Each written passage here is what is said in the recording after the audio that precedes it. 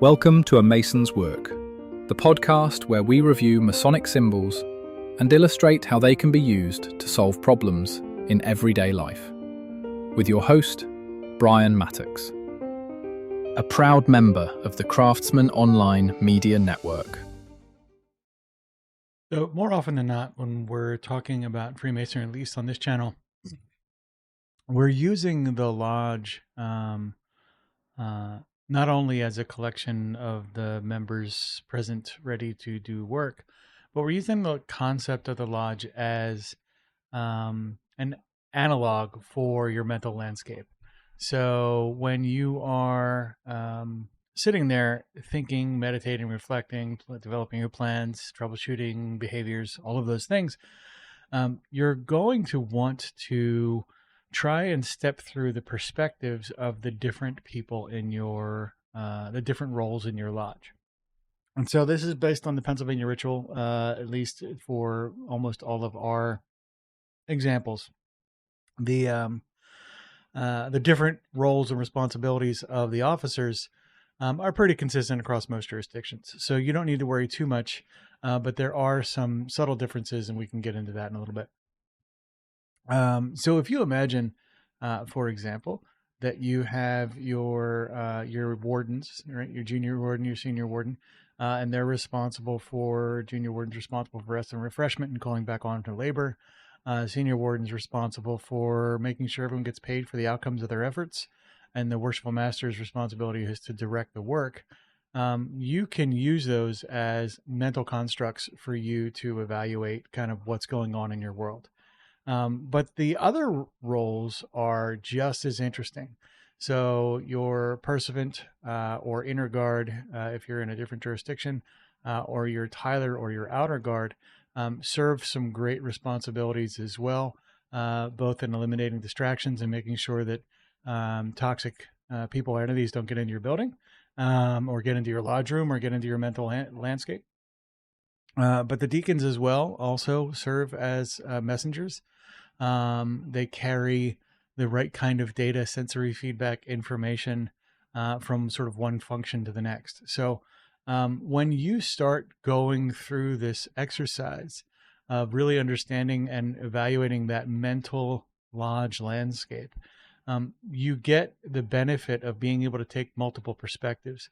And those perspectives can then be leveraged to increase visibility on the various issues you might be struggling with. So for those of you that are not quite versed in this, let's take a little practical example. When you sit down, and Wilmshurst talks about this in The Meaning of Masonry, when you sit down to reflect or sit down to study, one of the first things you need to do is eliminate distractions. You need to try and eliminate the outside world from interfering with your studies, whatever they might be. And so you go through the process of tiling a lodge. You go through the process of essentially setting the guards on your attention and making sure that you're going to be in an environment where you're not going to be distracted. You're not going to be disrupted from your study. Same thing's true with pretty much every other role that you have in the craft. So while you're sitting there, beginning your reflections, start to take on those roles and sit through them as in the same order you open a lodge. And I think you'll find it really does bring you to a sort of a place of a deeper concentration, a deeper understanding, and a fairly intense amount of focus for you to then move your initiatives forward, whatever they might be. We'll get into more of these roles as the podcast progresses. This week we'll talk about them, certainly some more.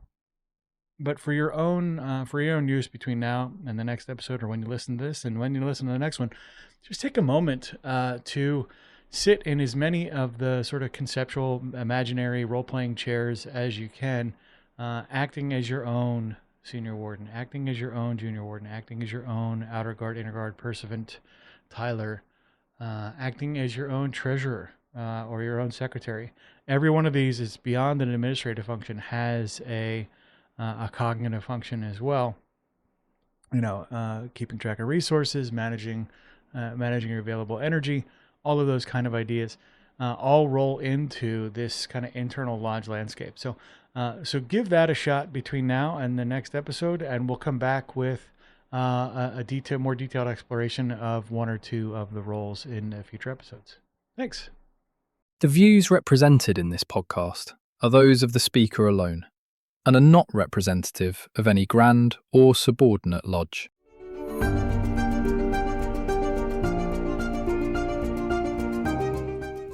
Hi, Brian here. I wanted to thank you so much for listening to this episode.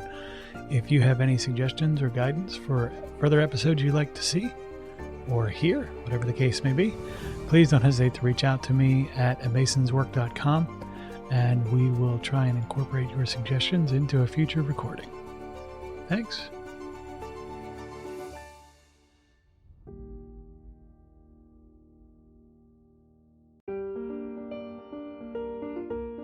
Freemasonry teaches us that the true work is within, a lifelong journey of reflection, discipline, and discovery.